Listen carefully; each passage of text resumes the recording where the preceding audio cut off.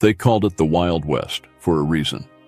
The frontier was a crazy place, while America was moving west and settling the previously untamed region. Gun battles were commonplace. Outlaws ruled in small towns and pop-up villages. Bank robberies, saloon brawls, and all kinds of crazy gambling issues were regular parts of life for pioneers. So it makes sense that the westward expansion brought with it more than a few jaw-dropping tales, right? From daring exploits to shocking violence and brazen acts, the West was one in wild ways difficult to imagine today. From little-known Civil War skirmishes to supposed unidentified flying object sightings and even tales of crazed cannibals and wild camels, the frontier had it all. Beyond Wyatt Earp and Billy the Kid, there were more strange, scandalous, and shocking stories to come out of the frontier than you ever knew. In this list, we'll cover 4 of those surprising stories from the days of the Old West. Let's saddle up and ride. Number 1, the Civil War reached New Mexico. Ask any American about the Civil War, and they'll tell you about battles that raged up and down the eastern seaboard. From Gettysburg and Antietam to Charleston and Sherman's march on Georgia, it was all limited to the east, right? Not exactly.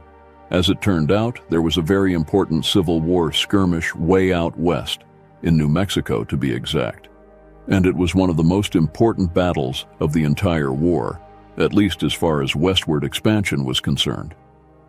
In late March of 1862, New Mexico was a wild backcountry full of untamed land, but the northern part of the area gave settlers access to southern Colorado's mountainous region.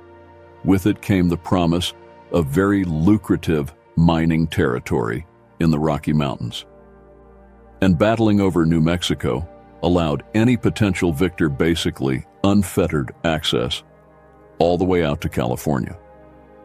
So while New Mexico may have been a long way from the plantations of the Deep South, its strategic importance for the future of slavery was massive. Both the Union and the Confederacy knew this.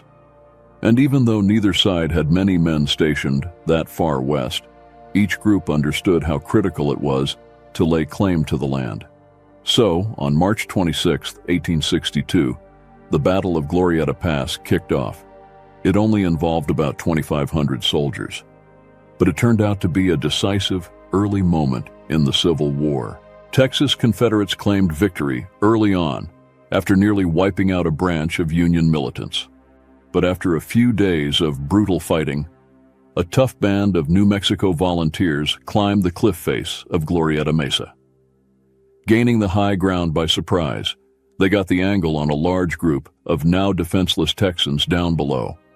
The Union won the bloody battle, and of course a few years later the war. But while it's not talked about much in the history books today, Glorieta Pass marked a key moment in the fight. Had the Texans taken the area, the Confederacy would have easily pushed west. They could have invaded Arizona and, from there, laid claim to lands in Mexico. Then, with no opposition, they'd have rolled right through to California. Its coastline would have given them an endless array of options for seaports and shipping lanes. Oh, what could have been if not for that brave 1862 stand in the highlands of New Mexico. Number 2, cowboys saw aliens. We like to think of alien abduction stories and unidentified flying object sightings as a recent phenomenon. As technology has rapidly proliferated over the last 100 or so years, aliens have supposedly descended on us from outer space. But the truth is that unidentified flying object claims have been made for centuries, and they were actually somewhat common in the Wild West. One of the most notable Western alien allegations came back in 1896. In the frontier town of Lodi, California, a Civil War veteran and journalist named George Bernard Shaw claimed he and a buddy saw a group of extraterrestrials.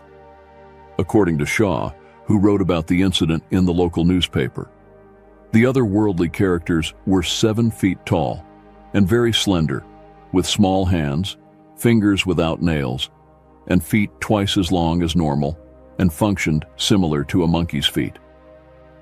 And he wasn't done there. The newspaperman even had a theory about why the aliens arrived in the first place. Those we beheld were inhabitants of Mars, Shaw wrote in the Lodi News Sentinel. who have been sent to the Earth for the purpose of securing one of its inhabitants. Sound familiar? All those alien abduction stories of the past few decades had to start somewhere after all. Shaw's supposed sighting wasn't the only unsettling, unidentified flying object event out west. A year after the Lodi incident, citizens of the tiny town of Aurora, Texas, reported seeing cigar-shaped flying saucers cruising high overhead. And a few months after that, the town's rattled citizens even claimed that an unidentified flying object allegedly slipped from the heavens and exploded in the middle of the town. Skeptics said it was merely a meteorite, but allegations of an alien visit remained a rumor in town for years after. Evidently, small-town life way out west gave way to many interesting observations. Whether those were the product of isolation and boredom or legitimate unidentified flying object interactions is anybody's guess. But of course, the most famous alien event did happen out west. Granted, Roswell took place in 1947, long after the Wild West had been won. And even more recently, the Marfa lights have captured all our extraterrestrial attention. Clearly, the frontier has always been a place of suspicious space sightings, then and now. Number 3, crazed cannibals roam Nevada. To hear native tribes around modern-day Nevada tell it, there used to be a red-haired band of giant cannibals who roamed the area. They terrorized local native bands across the region thousands of years ago. For centuries, members of the northern Paiute tribe have been handing down old tales about a supposed tribe of giants called the Siteka. According to the Paiute, that tribe was a cannibalistic band of fiery-haired gingers. If that sounds equal parts scary and weird, well, read on. The Paiute claim the cannibal group used to eat a fibrous water plant that helped turn their hair the fiery color.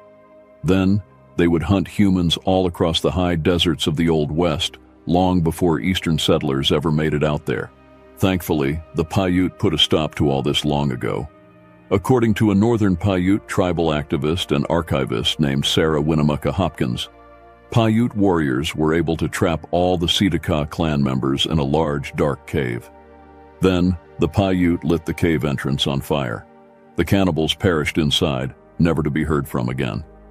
According to Hopkins herself, Paiute elders have handed down stories about defeating these giants for many, many years. My people say that the tribe we exterminated had reddish hair. Hopkins wrote in a book about Paiute customs. I have a dress which has been in our family a great many years, trimmed with the reddish hair. It is called a mourning dress, and no one has such a dress but my family. And yet, even though that legend may be hundreds of years old, it isn't entirely true. Modern historians and folklorists think it's likely there actually was a tribe in the area for whom red hair was a common genetic hand-me-down.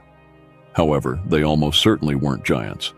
They might just have been slightly taller than most regional tribes of the day.